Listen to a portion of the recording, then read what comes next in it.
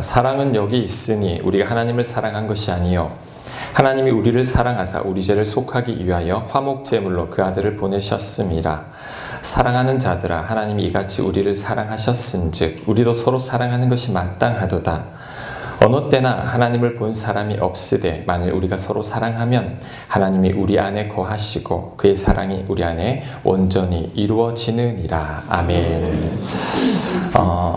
지금부터 약 한 30년 정도쯤 전에 저희 집이 이렇게 우리 어머니가 식당을 하셨어요. 한식집을 하셨는데 제가 어머니 따라 늘 새벽에 시장을 다녔었습니다. 새벽 5시 일어나서 이 젊은 나이에 새벽 시장 따라가는 게 얼마나 힘들었는지 모릅니다. 그래서 제가 그때 결심을 했죠. 직업을 구해도 절대 새벽에 일어나는 직업을 택하지 않으리라 했는데 더 일찍 일어나고 있습니다. 하여튼 제가 그 시장을 가서 바쁠 때는 어머니랑 저랑 나뉘어서 장을 봅니다. 장을 보는데 하루는 제가 도라지를 사러 갔죠. 그 돌솥 비빔밥하고 뭐 반찬하기 때문에 도라지를 이틀에 한 번 정도는 사야 됩니다. 그래서 제가 사러 갔는데 어떤 할머니가 늘 있었죠. 제가 홀로 가니까 괜히 또 깎았어요.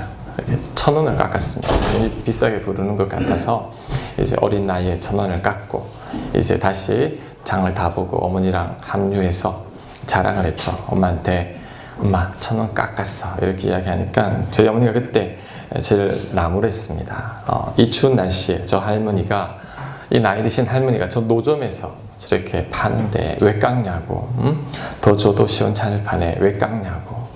그때 그 기억이 늘 남아 있었습니다. 이제 세월이 많이 흘렀습니다. 저는 이제 식당도 그만두고 저도 이제 뭐 신학교 오고 이래서 한동안 떨어져 있다가 오랜만에 고향에 갔죠. 고향에 가서 어머니가 장 좀 보고 오라고. 제가 장을 잘 보거든요. 그래서 그 시장으로 또 갔습니다. 갔는데 그 할머니가 보인 거예요. 얼마나 반갑든지. 그 할머니도 저를 알아보고 새벽에만 나온 줄 알았더니 낮에도 나와 있었어요. 너무 반갑게 아유 총각 오랜만이라고 그동안 잘 지냈냐고 막 그래요. 그래서 막 반갑게 인사를 하고 그날은 도라지 안 사도 됐는데 도라지를 샀습니다. 사서 이제 돌아가려는데 그 할머니가 저를 잠깐만 기다리러 가더니 저 밑에서 참기름 한 병을 딱 꺼내가지고 저를 주시는 거예요. 괜찮다고. 도라지 값보다 참기름 값이 더 비싸 보이는 거예요. 괜찮다고 했는데도 계속해서 넣어주는 거예요. 그리고 어머니 갖다 주라고. 그래서 저는 그 전에 다 이야기를 했죠. 저는 이제 여기 살지 않고 다시는 그 할머니를 보게 될 가능성은 없습니다. 그럼에도 불구하고 저한테 막 손에 그 참기름 병을 쥐어주는 거예요. 제가 집으로 돌아오는 길에 이 참기름 병을 가만히 보고 있는데 이렇게 눈물이 핑 돌았던 기억이 납니다. 왜냐하면 내가 그 할머니한테 1,000원 깎았다라는 그 미안한 마음이 있었고 그 다음에 다시는 나를 볼 가능성도 없는데 정말 그 뒤로는 한 번도 못 봤습니다. 예전에 새벽에 늘 그렇게 얼굴 마주친 그 총각이라고 나에게 그 참기름병을 하나 주시는 그 할머니 마음이 너무너무 고마웠습니다. 세상 사람들은 보통 이것저것 따지잖아요. 나에게 손해가 될 것 같으면 절대 하지 않습니다. 근데 그 할머니는 노점상에 그 추운데 홀로 고생하시면서도 이 젊은 총각에게 그 참기름병을 주려고 그렇게 애쓰는 그 모습이 잊혀지지가 않는 거예요. 아무런 목적이나 조건 없이 베풀어주는 그 순수함은 얼마나 깨끗한지 모릅니다. 이것저것 따지지 않고 그냥 베푸는 것. 보통 인간들은 그렇지 않죠. 우리들은 그 반대의 사랑을 합니다.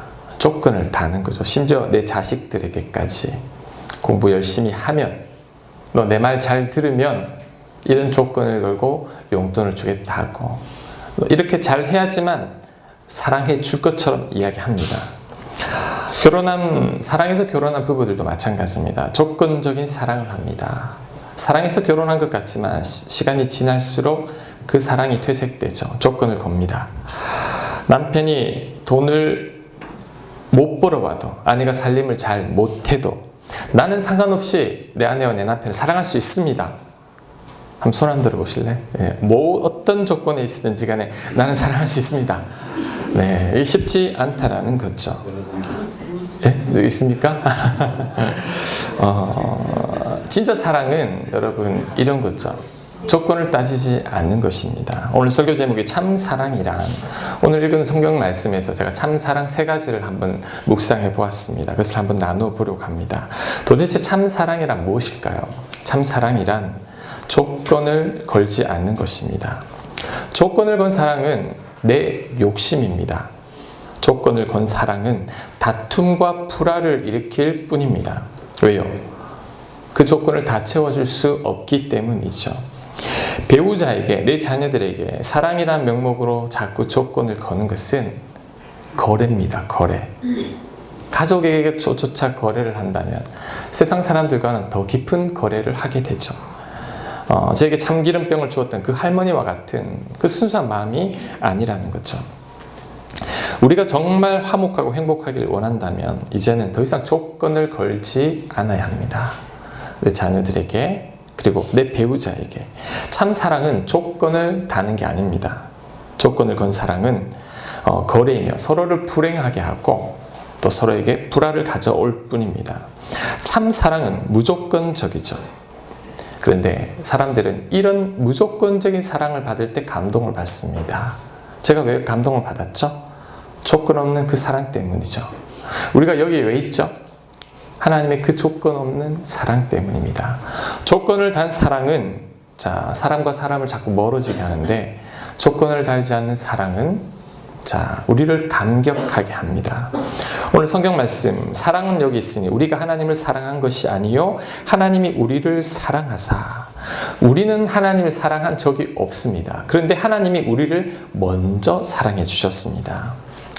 제가 사랑받을 짓을 해서 목사가 된 게 아니라는 거죠. 사랑받을 짓을 한 적도 없는데 내가 예수님 믿게 하고 이제 목회 자리로까지 이끄신 것, 이게 감사하다라는 거죠. 여러분 한번 돌이켜 보십시오. 이 중에서 하나님보다 여러분이 하나님을 먼저 사랑한 분 계십니까? 없을 거예요. 하나님이 사랑한 적도 없습니다.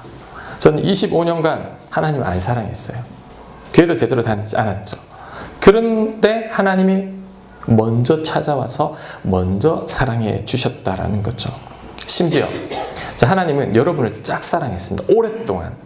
오랫동안 짝사랑하시다가 여러분의 마음이 돌이키지 않으니 하나님 결단을 했죠. 어떤 결단이죠? 내가 내 아들을 내어주고 너와 바꾸리라. 여러분이 벌받아야 되는데 아들 예수님을 벌받게 하셨고, 여러분이 십자가에 여러분의 죄로 인해 죽어야 하는데 하나님께서 예수님을 십자가에 못 박혀 죽게 하셨습니다. 그 덕분에 우리를 구원하셨죠. 왜요? 우리가 뭐 잘한 게 있나요? 잘한 게 없습니다. 먼저 사랑해 주셨다라는 거죠. 그 무조건적인 사랑을 우리가 받으니 감격하는 거죠. 그 사랑에 우는 겁니다. 지금도 감사의 예배를 드리는 거죠. 우리 찬양 가사 중에 왜 날 사랑하나라는 그 가사가 있죠. 왜 날 사랑하나, 왜 날 사랑하나, 왜 주님 갈보리 가야 했나, 왜 날 사랑하나. 예수님 처음 믿고 이 찬양 부르면서 그렇게 울었던 기억이 납니다.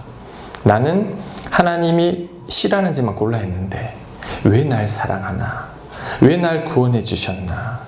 도무지 이해할 수 없는 거죠.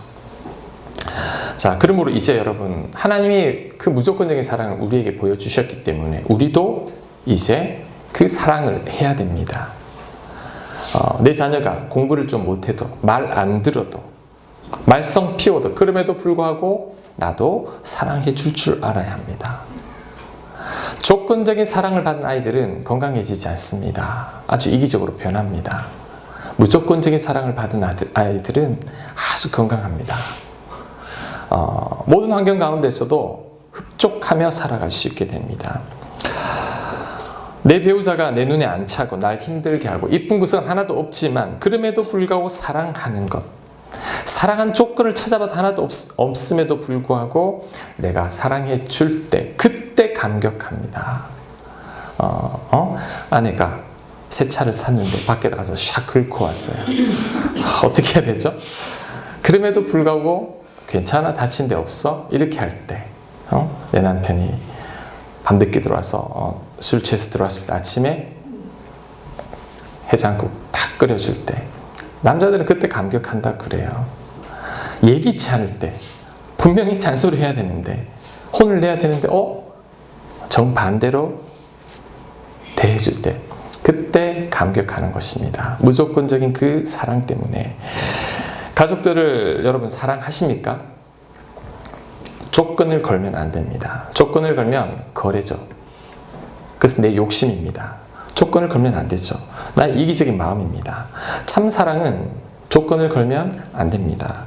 두 번째, 참 사랑은 사람을 가리는 게 아닙니다.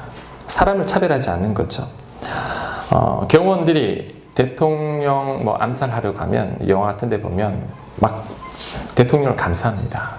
저 어릴 때 레이건 대통령 피습 당할 뻔한 사건을 이렇게 뉴스를 본 적이 있는데, 총소리가 나니까 이 경호원들이 그냥 대통령을 다 덮어버립니다.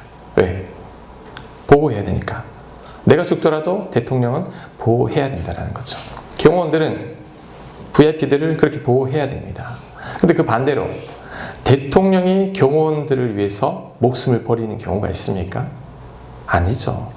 손해죠. 국가적으로 큰 손해입니다. 한 나라의 통치자가 그런 행동을 하는 것은 지혜로운 행동이 아니죠. 그래서 경호원들이 대통령을 보호하지, 대통령이 경호원 살리기 위해서 대신 총 맞는 일은 잘 없다라는 거죠.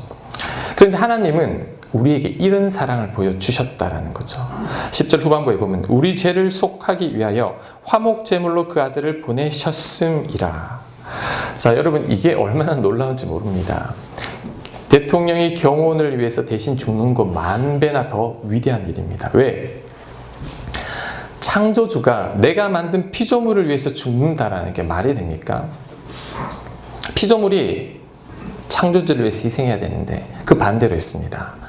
하나님께서 우리를 살리려고 당신의 아들을 주신 거죠. 인간을 만드신 예수님께서 우리 대신 피 흘리고 우리 대신 십자가에 찢기시고 우리 대신 죽었습니다. 왜? 우리 너무 사랑하게. 세상에 이런 손해가 어디 있습니까? 하나님이 왜 우리 같은 죄인을 위해서 그 고통을 당해야 합니까? 하지만 예수님은 그렇게 하셨죠. 자, 로마서 5장 7절 이하도 그런 말씀입니다. 의인을 위하여 죽는 자가 쉽지 않고, 자, 정말 의인을 위해 죽는 거 쉽지 않습니다. 선인을 위하여 용감히 죽는 자가 혹 있거니와. 역사적으로 이런 경우는 있죠. 우리가 아직 죄인 되었을 때 그리스도께서 우리를 위하여 죽으심으로 하나님께서 우리에 대한 자기의 사랑을 확실히 증명하셨느니라. 이게 놀랍습니다. 의인을 위해서는 저도 목숨을 어떻게 바칠 수는 있는데, 살인범, 연쇄 살인범을 위해서 그 사람을 대신 죽으라. 이게 보통 어려운 일이 아니죠. 그런데 예수님은 그렇게 했다라는 거죠. 죄 많은 우리들을 위해, 세상에서 가장 의로운 분이 세상에서 가장 악한 인간들을 위해 죽으셨다라는 거죠. 이게 엄청난 손해입니다. 하지만 예수님은 그렇게 하셨습니다. 하나님도 그렇게 아들을 내주셨습니다. 왜요? 저와 여러분을 너무나 사랑하기에, 하나님이 그 죄인마저도 너무너무 사랑했기 때문에, 그리고 우리 같이 못난 인간들을 너무 귀하게 여겼기 때문에 당신의 아들을 내어주신 것입니다.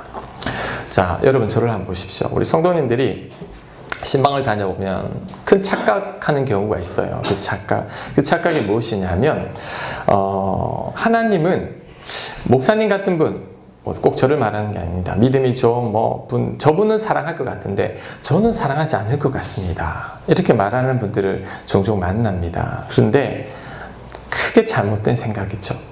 하나님은 그렇지 않습니다. 이것은 우리 아이들이 우리 어머니 아버지한테 엄마는 오빠만 좋아하고 언니만 좋아하고 나는 좋아하지 않는다고 투정 부리는 것과 똑같습니다. 하나님의 사랑은 그렇지 않습니다. 자, 하나님은 모든 자들을 다 똑같이 사랑합니다. 그것을 깨닫는 자와 깨닫지 못하는 자가 있을 뿐이에요. 하나님은 똑같이 사랑합니다.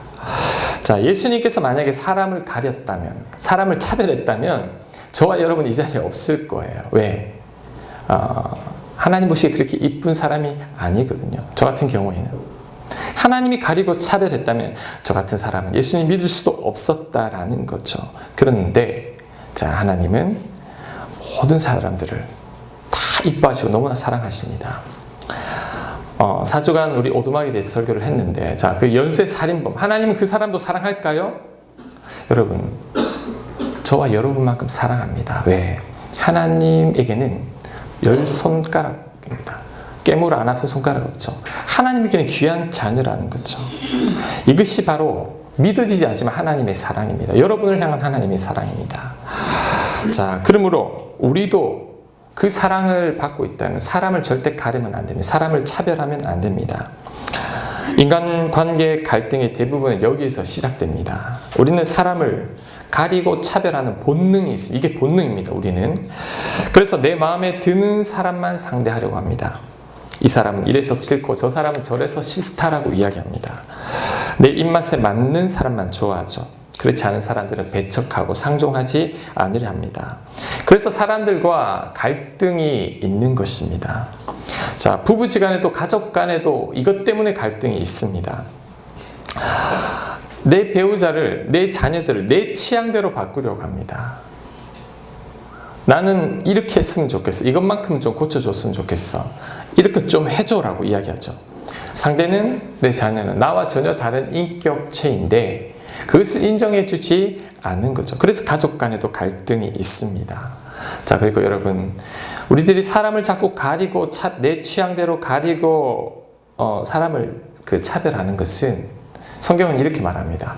판단하는 죄를 범하는 것이라고 이야기합니다. 자, 야고보서 2장 1절 말씀.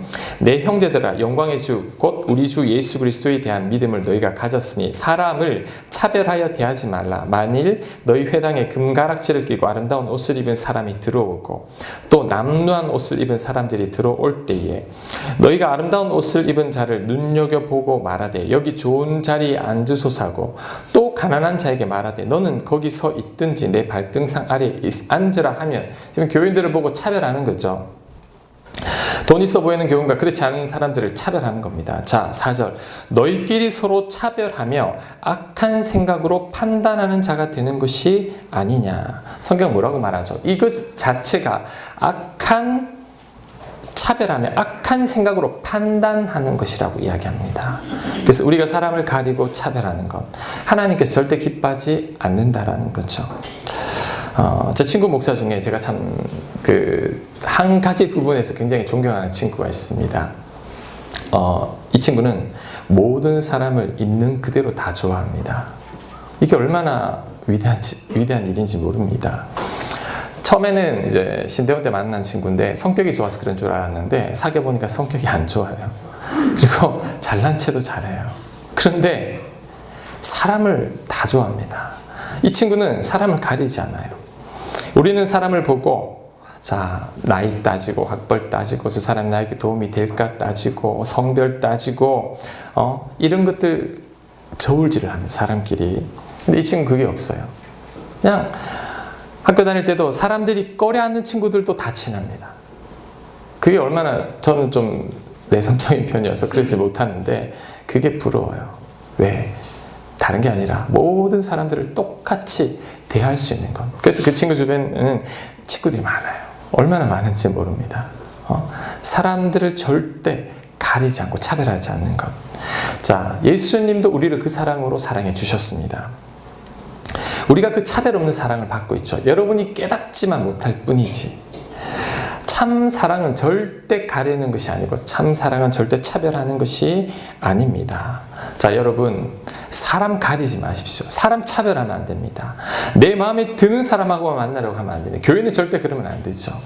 여러분이 그 마음만 품고 살아갈 때 여러분 일평생 여러분 곁에 적이 없을 거예요. 왜? 믿지 않으니까, 싫지 않으니까. 그래서 참 사랑은 절대 가리는 게 아닙니다. 마지막 세 번째, 참 사랑은 낮아지는 것입니다. 자, 여러분 질문 한번 해보겠습니다. 이 세상에서 가장 낮아지신 분이 누굴까요?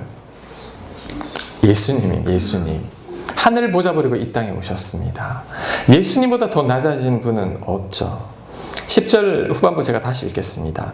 우리 죄를 속하기 위하여 화목 제물로 그 아들을 보내셨습니다. 하나님과 우리가 화목하게 하기 위해서 예수님이 화목 제물이 되었다는 거죠. 대신 가장 낮은 이 땅에 오셔서 죽으셨다라는 것입니다. 그래서 저는 예수님을 생각하면 바다와 같다라는 생각이 듭니다. 바다가 뭐냐? 가장 낮은 곳에 있죠.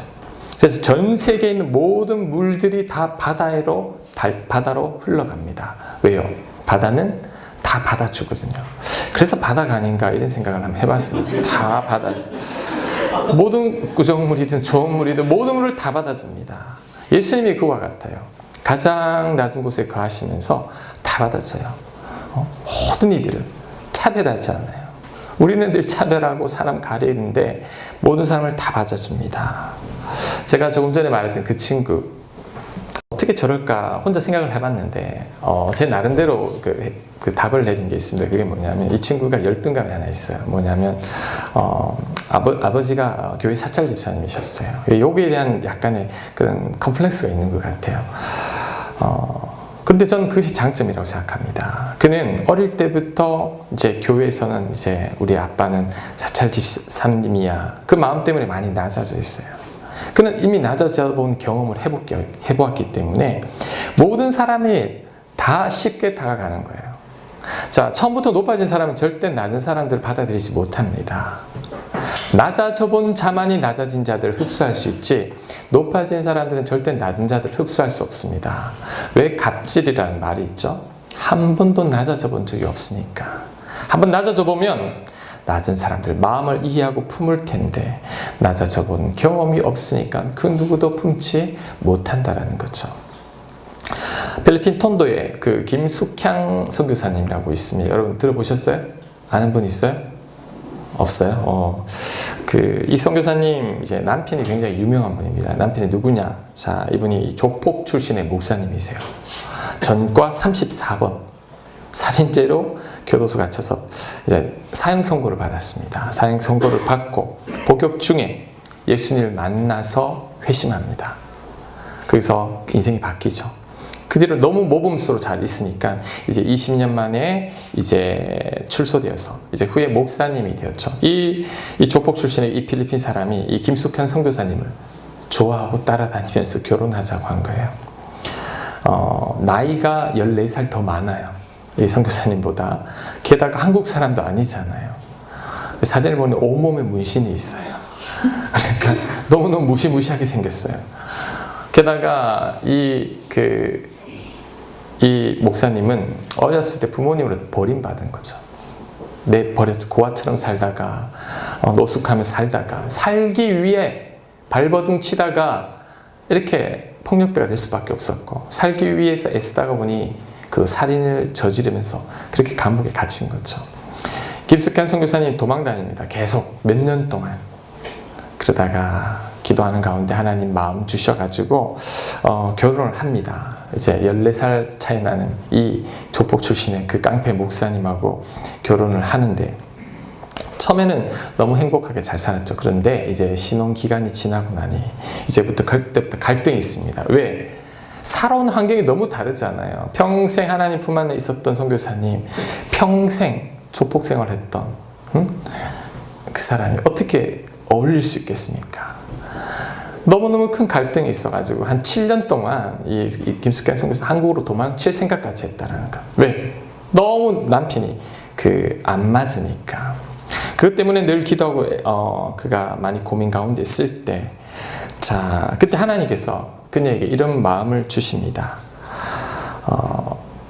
그 남편, 나도 모르게 그 남편을 깔보는 거죠. 조폭 주제에 내가 너랑 결혼해 줬는데, 내가 한국 여자인데 너랑 결혼해 준 것만으로도 감사해야지. 네가 나 하자는 대로 다 해야지. 네가 날 섬겨야지. 내가 원하는 대로 너 바뀌어야지. 이런 마음이 있었던 거죠. 하나님 그것을 깨닫게 해준 거죠.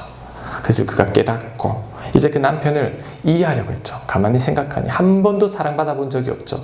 부모의 사랑이 뭔지도 모르고 가족의 사랑도 없이 그 남편을 이해하고 그 남편보다 더 낮은 자리에, 나는 조폭보다 더 낮은 자리에서 이 남편을 섬기리라, 그런 마음으로 남편을 이해하고 남편을 대했더니 그 남편이 너무너무 사랑스럽더라는 거죠. 그 남편이 결국 너무너무 사랑하게 되었어. 그래서 그 살던 곳이 빈민지역에 수도도 없고 전기도 없는 곳인데도 그 남편을 너무 사랑하면서 행복하게 잘 살았다는 것. 그러다가 이제 15년 뒤에 이 남편이 교통사고로 죽습니다. 목사님이 죽고, 그런데도 그 남편을 잊지 못할 만큼 그만큼 뜨겁게 사랑했다라는, 제가 그 글을 읽었습니다. 제가 이 말씀을 왜 드리느냐.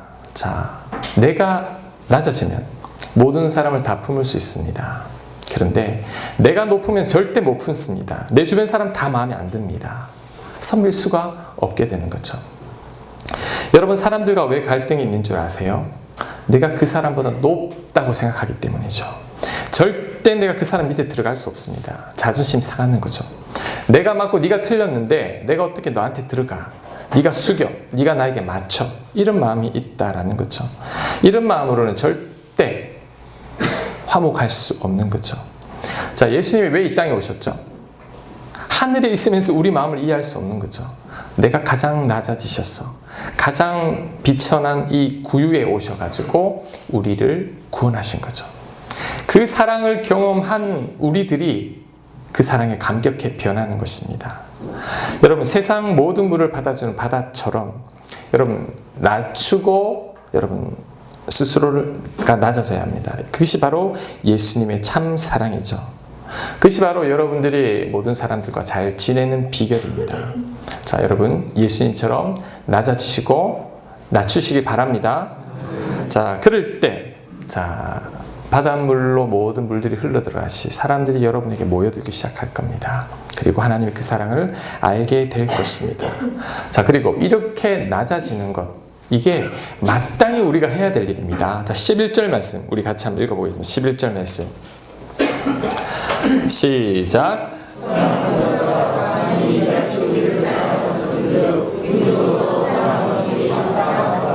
자, 여기 이같이 우리를 사랑하셨은즉, 이게 이같이가 뭐죠? 제가 앞에서 언급한 겁니다. 아무런 조건 없이 차별하지 아니하고 가장 낮아지신 그 사랑으로 우리를 사랑하셨은즉, 우리도 서로 사랑하는 것이 마땅하다라는 거죠. 그런데 이 말씀이 굉장히 부담스럽습니다. 마땅하다. 자, 여러분 어떠세요? 여러분 사랑하고 있습니까? 마땅히 사랑하고 있습니까? 못하고 있죠. 하나님, 이 말씀 부담스럽습니다. 성도님들한테 어떻게 이야기해야 되죠? 제가 고민되었습니다. 어제 말씀 준비하면서 마땅한데 우리는 그렇게 제대로 사랑하지 못하지 않습니까? 하나님께 기도하는 마음으로 묻고 있는데 하나님 이런 마음을 주십니다. 시간이 필요하다는 거죠. 시간이 필요합니다. 자, 오늘 이 요한일서를 기록한 요한도 처음부터 이런 사랑이 있었던 건 아닙니다. 그 얼마나 이 성격이 과격했냐면 예수님이 어느 마을에 갔더니 이 마을 사람들이 예수님을 거절합니다. 요한이 예수님께 뭐라고 한 줄 아세요? 예수님, 하늘에 불 내려서 이 마을 사람들 다 태워버리라고. 이 요한이 이랬던 사람입니다.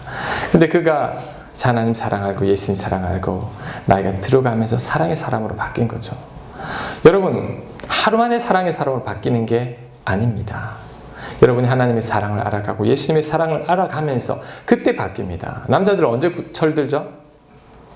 군대 가면 철든다 그러잖아요. 여자분들 언제 철들죠? 아기 낳을 때. 아기 낳고 군대 가니까 그때 알게 되는 거죠. 우리 부모님 이 고생하셨구나. 신앙생활도 마찬가지 같아요. 처음부터 예수님 믿고 바로 사랑이 생기는 게 아닌 것 같아요. 예수님 믿고 말씀 듣고 말씀 배우고 성경 읽으면서 사랑을 배워가기 시작하면서 내 안에 사랑이 싹 틉니다. 그런데 어느 순간에는 마땅하도다. 어떻게 이런 말씀이, 그 말씀이 그래 맞아, 마땅하지, 나도 이렇게 살아야 되지라고 바뀌는 겁니다. 그래서 여러분 이런 말씀, 사랑하라는 말씀 부담스러우면 사랑하려고 애쓰지 말고 하나님을 더 알아가려고 애쓰십시오. 성경을 더 읽으려고 애쓰고 하나님의 사랑을 더 깊이 알려고 애쓰면 됩니다. 그럼 저절로 사랑하게 되는 거예요. 제가 라디오 방송을 듣는데 어떤 분이 이런 이야기를 해요.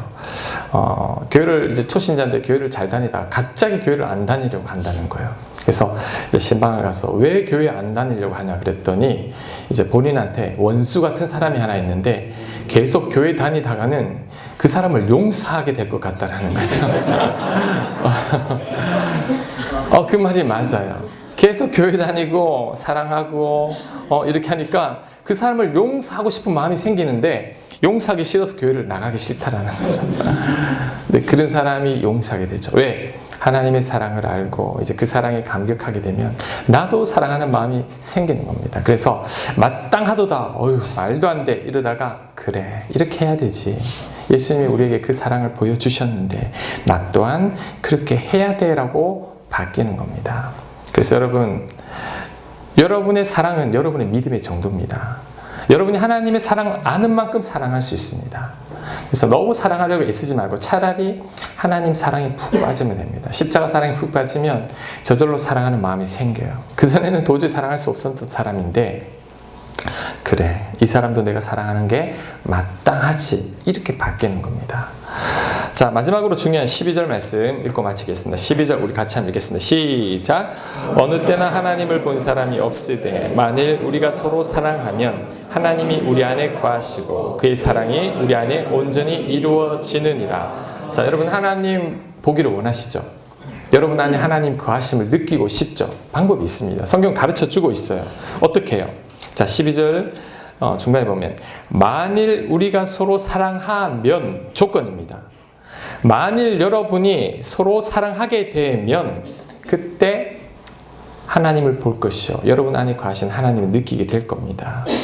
사랑하기 힘들지만 그럼에도 불구하고 사랑하려고 애쓰면, 내 남편은 정가 34번에 조폭이지만 그럼에도 불구하고 내가 사랑하려고 애를 쓸 때, 내가 도저히 받아들일 수 없는 사람이지만 바다처럼 다 받아들이려고 애를 쓰고 사랑할 때, 그때 하나님이 보이고 그때 하나님의 음성이 들리고 그때 하나님 안에 거할 수 있게 되는 것입니다. 믿으세요? 여러분 하나님을 보기를 원하고 하나님 음성 듣기를 원한다면 사랑하면 됩니다. 하나님은 사랑의 영이세요. 내 안에 미움이 가득하고 분노 가득하면 절대 하나님 못 느낍니다. 왜? 사랑의 영이신 하나님께서 내 마음에 이 주장할 수 없기 때문이죠. 하지만 그 말씀에 순종할 때, 하나님의 사랑이 내 안에 가득 찰 때, 그때 하나님이 보이고 하나님의 음성이 들리고 그때 내 안에 거하시는 하나님을 느낄 수 있게 됩니다. 우리 교회 주제곡 주가 내 안에 내가 주 안에 거하길 원해, 이게 바뀌어야 됩니다. 이제는 원해가 아니라 거하십니다. 이렇게. 왜? 내가 사랑하는 주가 내 안에, 내가 주님 안에 거합니다. 이런 고백으로 바뀌어야 된다는 거죠. 오늘 제가 참사랑 말했습니다. 조건 달지 마십시오. 차별하면 안 됩니다. 더 낮아지세요. 여러분 용납할 수 없는 사람보다. 그때 진짜 사랑을 알게 되고 그때 하나님께서 여러분 안에 거하심을 느끼게 되리라 확신합니다. 아멘. 자, 우리 이 시간 우리